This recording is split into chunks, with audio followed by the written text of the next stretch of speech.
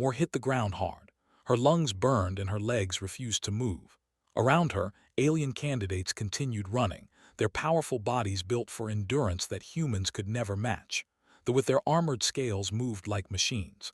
Though with their forelegs covered ground twice as fast as any human could. They did not even seem tired. She lay on the metal floor of the training deck, gasping for air while 40 alien candidates completed their final lap. The taste of blood filled her mouth. She had pushed too hard and her body had simply stopped. Commander walked toward her. He was 8 feet tall, covered in dark green scales, and his yellow eyes looked down at her with something between disgust and amusement. He was one of the strongest species in the Galactic Coalition, and he had made his feelings about humans very clear from the first day. "Get up," he said. His voice was deep and cold. Tried, her arms shook. She managed to get to her knees before collapsing again. "This is what humans send us," announced to the watching candidates. "This is what they believe belongs in the Void Walker program, a species that cannot even complete a basic endurance test." Some of the aliens laughed. Others simply watched with blank expressions, felt shame burn through her chest, hotter than the exhaustion in her muscles. "The Void Walkers operate in the most dangerous environments in known space," the commander continued. "They face conditions that kill ordinary soldiers in minutes. They do not have time to rest. They do not have the option to fall down. And yet humans believe they deserve a place among our elite." Finally stood. Her legs trembled but held. She looked up at and met his eyes. "I can try again," she said. The commander stared at her for a long moment. Then he laughed. It was not a kind sound. "You can try again," he repeated. "Did you hear that? The human wants to try again." More laughter from the crowd. Kept her eyes on, she did not look away. "Request," he said. "You have failed the qualifier. Report to the transport bay for return to your—" He turned and walked away. The other candidates followed, heading toward the next phase of their training. Stood alone on the empty deck, her body broken and her dream dying. She thought about Danny. Her younger brother had been 20 years old when he died. He was working as a civilian technician on a colony world called New Eden when the evacuation order came. Something had gone wrong with the transport ships. There were not enough seats for everyone. Danny had given his seat to a child he did not know, a little girl with no family on the ship. The rescue team arrived too late. Danny died along with 40 other people who stayed behind. Remembered the message he sent her before the end. His face on the screen, tired but calm. "Someone has to stay. Someone has to make sure the others get out. I wish I could have done more." She had watched that message 100 times. She had promised herself that she would become the person who arrived in time. The person who saved people like Danny. The person who made sure no one had to sacrifice themselves because help was too slow. The Void Walker program was the answer. They were the fastest responders in the coalition. They went where others could not go. They saved lives that no one else could reach. And she had just failed to even qualify. Walked slowly toward the transport bay. Her legs ached with every step. She passed a viewing window that looked out into space, and she stopped to stare at the stars. Somewhere out there, colony worlds were burning. People were dying, and she was going home because her body was not strong enough. "You are the more woman." Turned. A human woman stood behind her, wearing the gray uniform of a coalition officer. She was older, maybe 50, with short silver hair and sharp brown eyes. Her rank insignia showed she was a lieutenant. "Yes," said. "I am lieutenant. I watched you run." Felt fresh shame flood through her. "Then you saw me fail." "I saw you collapse after running longer than any human has ever run in that test," said. "I saw you get up when your body was finished. I saw you ask to try again when most candidates would have accepted defeat." "It was not enough." "No," agreed. "It was not, but I have served in the coalition for 30 years. I was one of the first humans to complete Void Walker training. Do you know what I learned?" Shook her head. "I learned that the test is not about strength. It is not about speed. It is not about biology. The test is about finding out what you will do when everything tells you to quit." "I quit," said. "I fell down."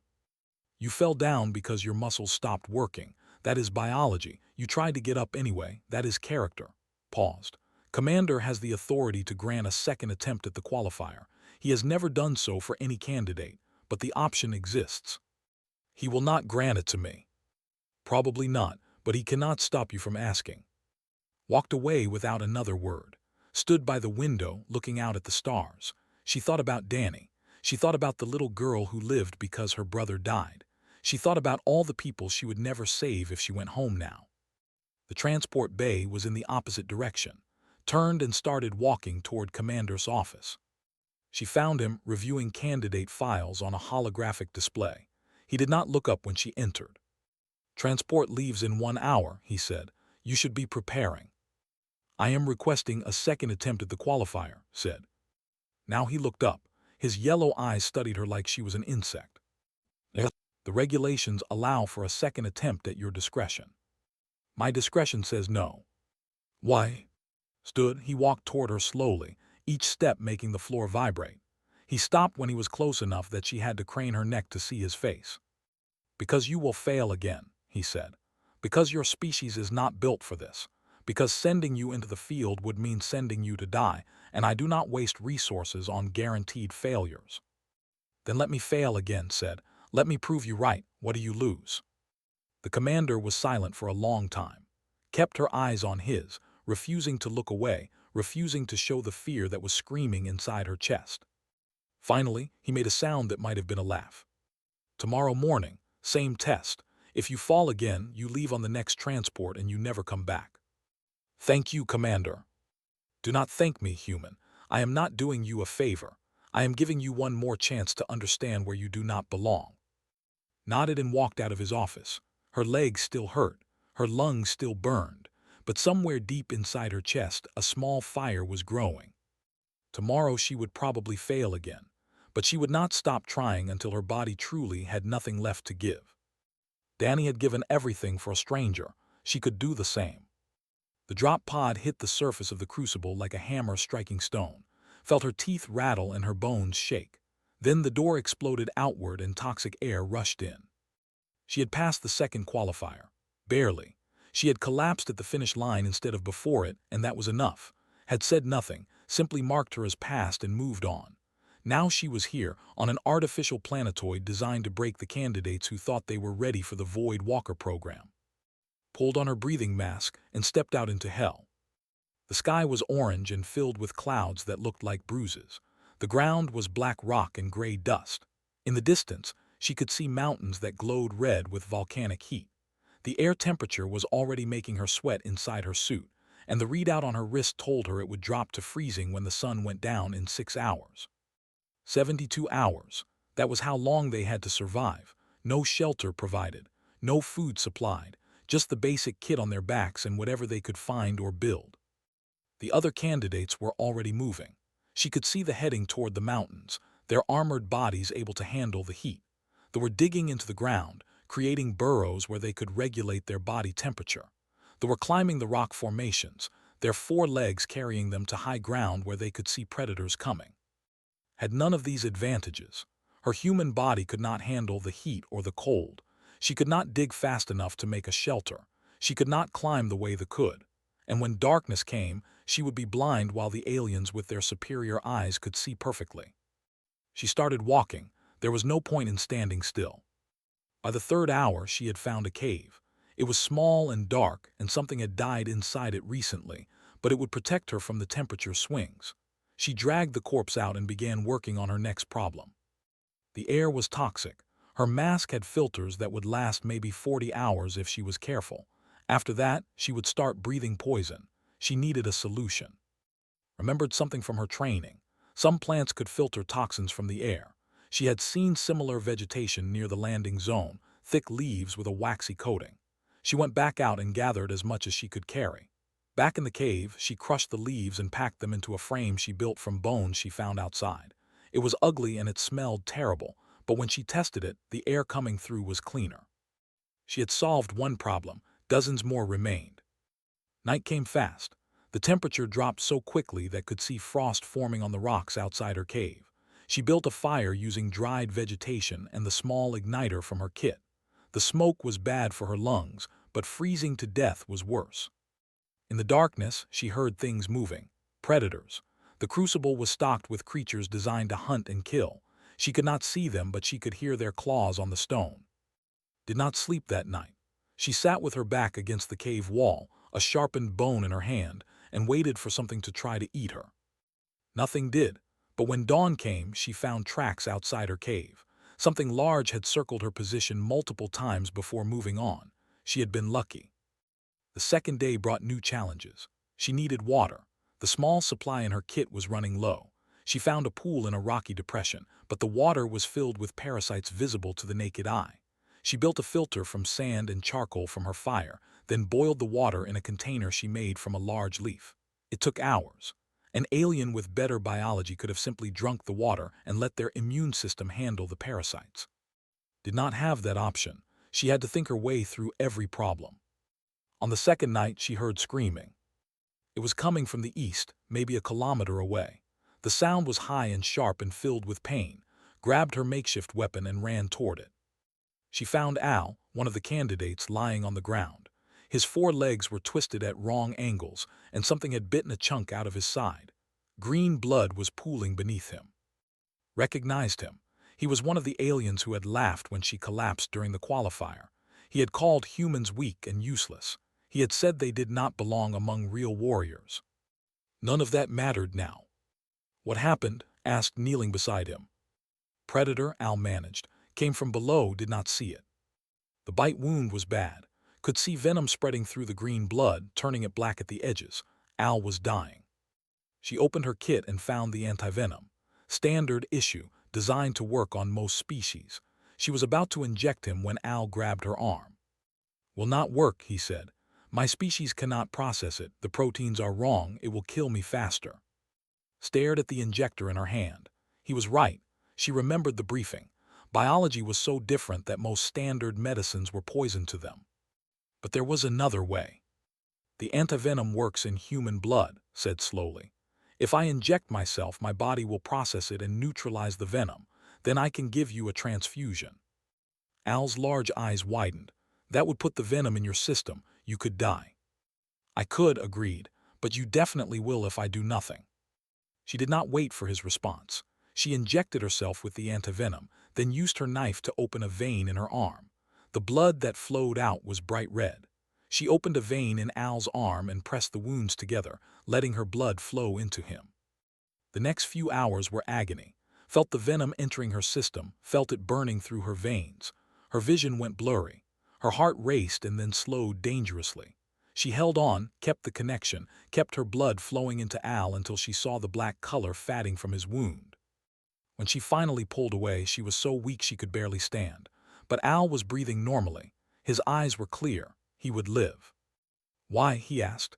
I have been cruel to you. I said your kind does not belong here. Why would you risk death for me? Thought about the question. She thought about Danny giving his seat to a stranger. She thought about what it meant to be human. Because you needed help, she said. That is reason enough. She helped Al to his feet. He could not walk on his own, so she put his arm over her shoulders and took his weight. The extraction point was 12 kilometers away. It would take them all day and all night to reach it. Started walking, one step at a time, carrying an alien who had mocked her through a world that was trying to kill them both. She did not complain. She did not stop. She simply kept moving forward because that was what humans did. 30 hours later, they reached the extraction point together. Collapsed the moment the rescue team took Al from her arms. She had passed the crucible, and she had done it while carrying someone else the entire way. Stood at attention in the training hall while Commander reviewed the crucible results. 23 candidates had passed. 17 had failed or required emergency extraction. She was one of the 23, but the commander did not seem pleased about it. Candidate Moore passed the survival phase through assistance from Candidate Al, announced. She was carried to the extraction point. This raises questions about whether she truly earned her place among the survivors. Felt anger rise in her chest, but she kept her face neutral. The commander was lying. He knew he was lying, but he wanted to see how she would react. Before she could respond, Al stepped forward from the line of candidates. Commander, that statement is incorrect, he said. His voice was calm but firm. Candidate Moore saved my life when I was poisoned.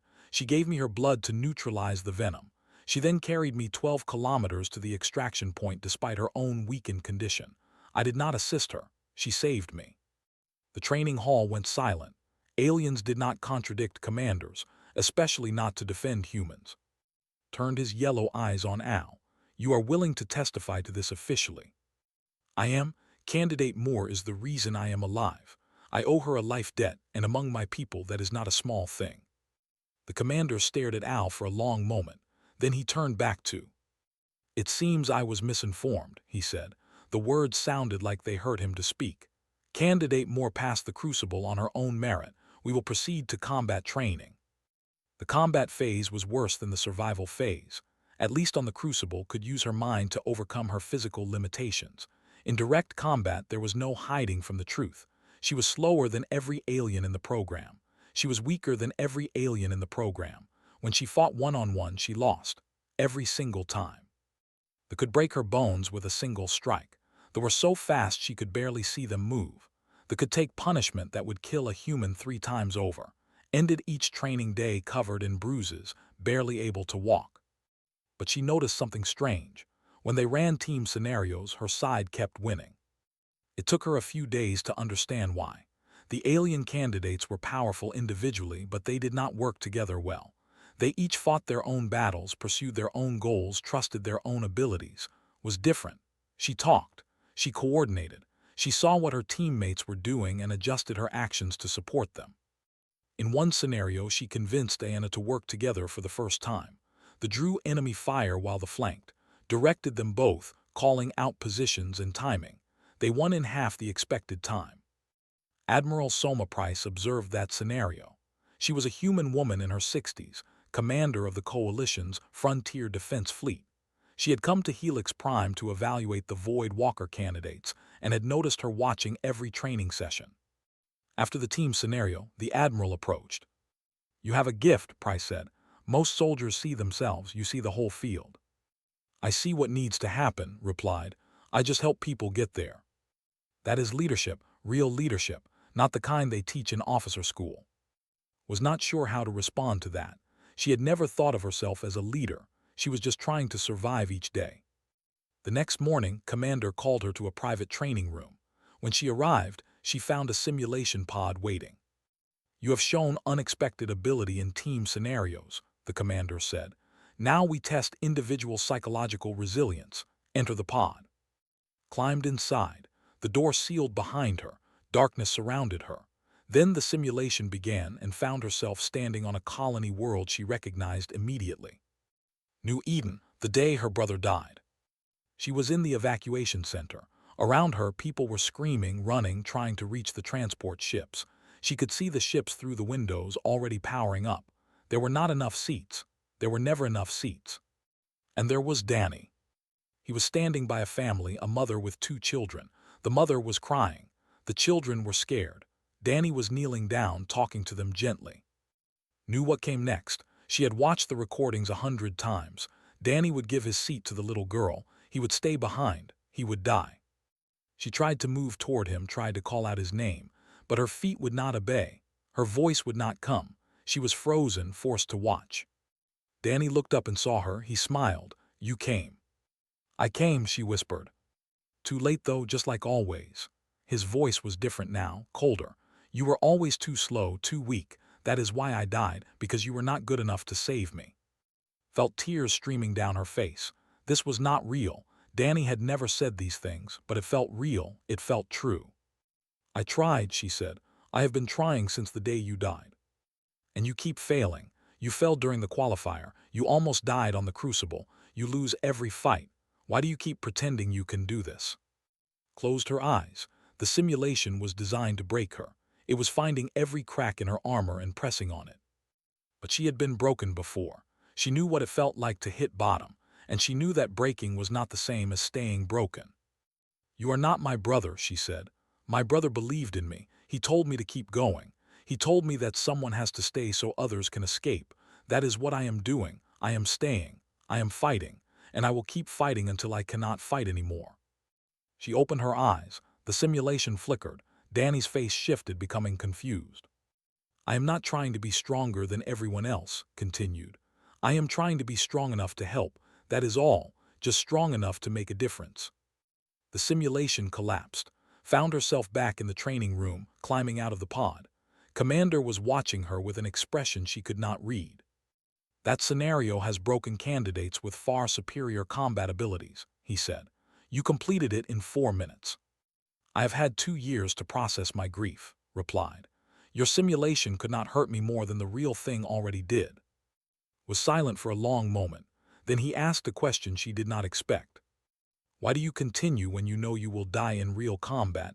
You are not strong enough. You are not fast enough. Statistics say you will not survive your first real mission. Why keep going? Looked at him. For the first time she saw something in his eyes that was not contempt. It was curiosity, maybe even concern. Because my brother died saving one person, she said. If I can save even one more, then his death meant something, and my death will mean something too. Said nothing. He simply turned and walked away, leaving alone with the weight of everything she had just confessed. She did not know if she had passed his test, but she knew she had told the truth, and that was enough. The alarm woke at 3 in the morning. Red lights flashed through the barracks. A voice on the speaker system announced emergency deployment. She was dressed and in the briefing room within 4 minutes. The other Void Walker candidates were already there, their faces tense with a mixture of fear and excitement. Commander stood at the front of the room, and for the first time since had known him, he looked worried. Something is attacking our frontier colonies, he said. Standard military units have been deployed to 3 separate locations. All 3 have gone silent. We have lost contact with over 4,000 soldiers in the past 12 hours. The room was completely quiet. 4,000 soldiers lost. The Void Walker candidates are being activated early. This is not a training exercise. This is combat deployment. Your survival is not guaranteed. In fact, projections suggest only 12% of you will return alive. Felt cold spread through her chest. 12%. That meant most of the people in this room would die. We deploy to 7 in 1 hour, continued. It is the largest colony under attack and the one with the highest civilian population. Our mission is reconnaissance and civilian protection. We need to understand what we are fighting before we can form a proper response. He activated a holographic display. It showed footage from the colony, grainy and distorted. Could see buildings on fire. She could see people running. And she could see something moving through the streets, something dark and fluid that seemed to absorb everything it touched. We do not know what this entity is, admitted. We do not know where it came from. We only know that it consumes biological matter and grows stronger with each victim. Standard weapons have minimal effect. Energy weapons seem to slow it briefly but do not destroy it. The other human candidate raised his hand. Commander, if weapons do not work, what is our tactical approach? Evacuation. We get the civilians out. We learn what we can about the entity. We survive long enough to report back. Paused. Any other questions? No one spoke. What else was there to say? The candidates dispersed to prepare their gear. Was checking her equipment when she felt a presence behind her. She turned and found Commander standing there. Walk with me, he said. They walked through the corridors of Helix Prime past windows that showed stars and distant planets. Said nothing for a long time. Waited. Finally, he stopped by a viewing port that looked out toward the frontier. You should not go, he said. Blinked Commander. You heard me. You should stay behind. Tell them you are injured. Tell them you are not ready. No one will blame you. You are telling me to quit. Turned to face her. His yellow eyes were intense but not angry. I am telling you that you will die out there. The other candidates have biological advantages that give them some chance of survival. You do not. If that entity catches you, you cannot outrun it. You cannot fight it. You will simply be consumed. Then why are you sending any of us? Because we have no choice, but I am not ordering you specifically. You are still technically a candidate. You can withdraw. Studied his face. This was not the commander who had mocked her on the training deck. This was not the alien who had called humans weak and worthless. This was something else. You are worried about me, she said slowly. Made a sound that might have been a growl. I am being practical. Sending you is a waste of resources. No, you are worried. You actually do not want me to die. The commander was silent for a long moment. When he spoke again, his voice was quieter than she had ever heard it. You remind me of someone.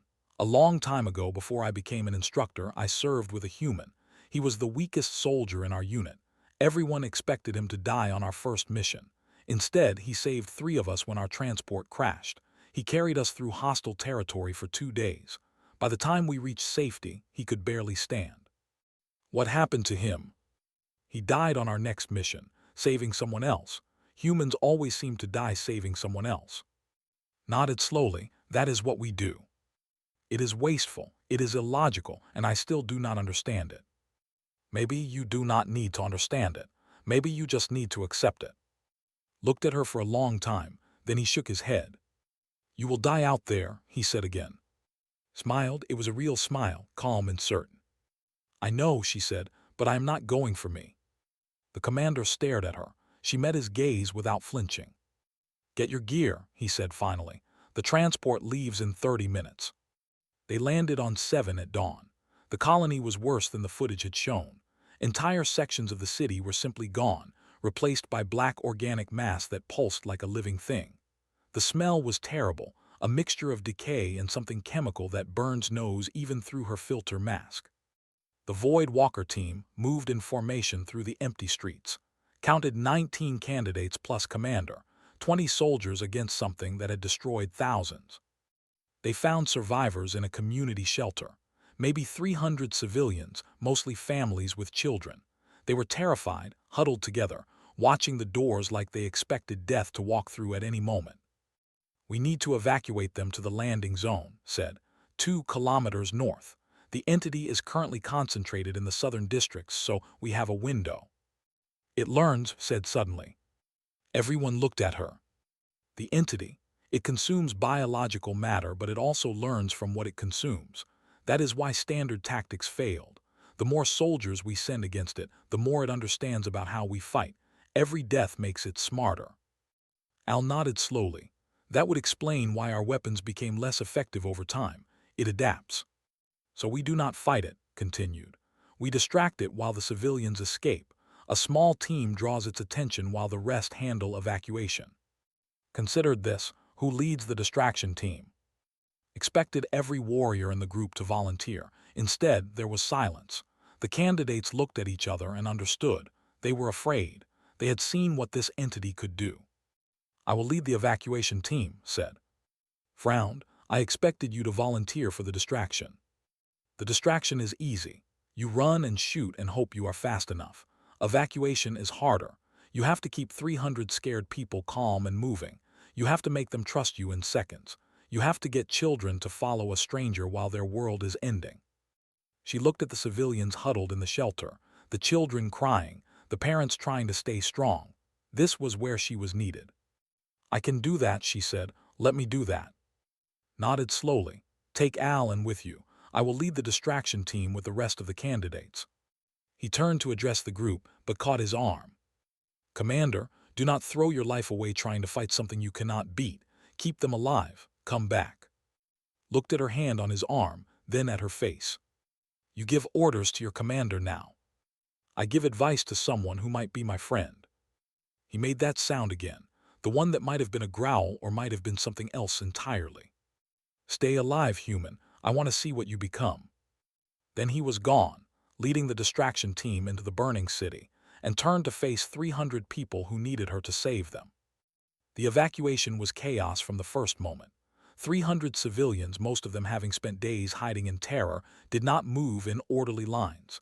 Children screamed for parents. Parents screamed for children. Everyone wanted to go first, and nobody wanted to be last. Climbed onto a broken wall so everyone could see her. Listen to me, she shouted. My name is I am human just like many of you. I know you are scared. I'm scared too. But I am also a Void Walker candidate and I am going to get every single one of you to those ships. I need you to trust me. Can you do that? A small voice answered from the crowd. My daddy says humans are weak. Found the speaker, a little girl with dark hair and frightened eyes. She jumped down from the wall and knelt in front of the child. Your daddy is right, said. Humans are weak. We are smaller and slower than most species in the galaxy. But do you know what else humans are? The girl shook her head. We are stubborn. When something tries to knock us down, we get back up. When something tries to scare us, we keep going anyway. And when someone needs help, we do not ask if it is safe. We just help. She stood and looked at the crowd. Stay together. Move when I tell you to move. Stop when I tell you to stop. And no matter what you see or hear, do not run unless I say run. Understood?" The crowd nodded. It was not perfect obedience, but it was enough. They moved through the empty streets in a long column. Al took point, his eyes scanning for threats, watched the rear, moved up and down the line, calming the frightened, encouraging the slow, keeping everyone moving. They were halfway to the landing zone when the entity found them. It came from underground, bursting through the street's surface like water from a broken pipe. Black and fluid and wrong, it flowed toward the column with terrible speed. Could hear screaming behind her as civilians saw the thing that had destroyed their world. "Keep moving," she shouted. "Do not stop, I'll get them to the ships." She turned and ran toward the entity. She did not have a plan. She just knew it was coming for the civilians, and she had to give them time. The entity stopped when she approached. It seemed to study her, tendrils of black matter waving in the air like they were tasting her presence. Realized something in that moment. It recognized her. Her blood. She had given her blood to Al on the crucible. Traces of it must have remained in the environment. The entity had encountered human biology before, and it found her interesting. "You want me?" she said. "Come and get me." She ran, not toward the ships but away from them, leading the entity through the ruined streets, deeper into the destroyed sections of the colony. Behind her, she could hear the civilians reaching the landing zone. Engines powering up, ships rising into the sky. The entity followed her. It was faster than she was, but it was also cautious. Human biology was new to it, unpredictable. It did not know what she might do. Ran until she found what she was looking for. The colony's main power reactor, still running on emergency power, still containing enough energy to level a city block. She sealed herself inside the control room. The entity flowed under the door, surrounding her, pressing against her from all sides. She could feel it trying to enter her body, trying to consume her the way it had consumed thousands of others. "You learn from what you eat," said. "So learn this. Humans do not give up. Humans do not stop. And when we have nothing left to fight with, we burn everything down and take our enemies with us." She reached for the reactor controls, but before she could trigger the overload, the wall exploded inward. Commander came through the breach like a force of nature. His massive body slammed into the entity, scattering it across the room. Behind him, could see other Void Walker candidates pouring fire into the black mass. "Did you really think I would leave you behind?" he growled. "You were supposed to keep the distraction team alive." "They are alive, they are on the ships. I came back for you." The entity reformed, larger now, angrier. It surged toward them with killing intent. "Reactor overload," said. "It is the only way to stop it." "Do it." Triggered the sequence.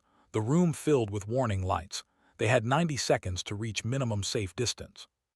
They ran. The entity followed. It was faster than both of them, and it was not going to let them escape. 40 seconds from the reactor, the entity caught. Tendrils wrapped around her legs and pulled her down. She felt the coldness of it seeping into her body, trying to consume her. "Turn back." He grabbed her arms and pulled, his massive strength fighting against the entity's grip. She could see the strain on his face, the effort it took to hold her. "Let go," she said. "Get to safety." "No. You'll die." "Then I die protecting someone worth protecting. That is what you taught me." With a roar that shook the walls, tore her free from the entity's grip. He threw her over his shoulder and ran, his armored body taking the impacts as the entity struck at them again and again. The reactor exploded behind them. The shockwave picked them up and threw them forward, felt heat and light and then nothing at all. She woke up on a medical ship. Her body was wrapped in bandages and everything hurt, but she was alive. Commander was sitting beside her bed. His scales were cracked in a dozen places, and one of his arms was in a regeneration cast. 12% survival rate, he said. 14 of us made it. That is 70%. The civilians. All of them, every single one. 300 people alive because of you. Closed her eyes. 300 people. It was not enough to bring Danny back, but it was enough to mean something. 6 months later, stood on a stage in the Great Hall of Helix Prime. She wore the uniform of a Void Walker, the insignia on her chest marking her as one of the elite. Behind her stood the other survivors of 7, the ones who had faced the entity and lived. Commander walked forward carrying the ceremonial badge that would mark her as a full Void Walker. As he pinned it to her uniform, He leaned close. First human to complete the program. First human to lead a Void Walker squad. You proved me wrong about your species. I had a good teacher. You had a stubborn commander who refused to admit he was impressed. Laughed. It was the first time she had truly laughed since Danny died. They asked her to give a speech. She looked out at the crowd, at the humans and aliens who had come to see history being made. She thought about everything she wanted to say, all the grand words about duty and sacrifice and courage. Instead, she said something simple. My brother told me once that dying for something matters less than living for someone. I'm still learning what that means, but I think it starts with this. Every person you save becomes a reason to keep going. Every life you protect becomes a part of who you are. We are not alone out here. We carry each other. The crowd was silent for a moment. Then they applauded. 1 year later, led her Void Walker squad on their first mission. Commander served as her second in command. He had requested the assignment personally, the first time an officer had ever asked to serve under a human. As their ship entered orbit around a colony that needed saving, looked out at the stars and thought about Danny. She thought about the little girl who had lived because he gave up his seat. She thought about the 300 people from 7 who were rebuilding their lives. She thought about what it meant to be human. Then she put on her helmet and prepared to drop into hell once more. Because that was what Void Walkers did. That was what humans did. They went where they were needed, and they stayed until the job was done.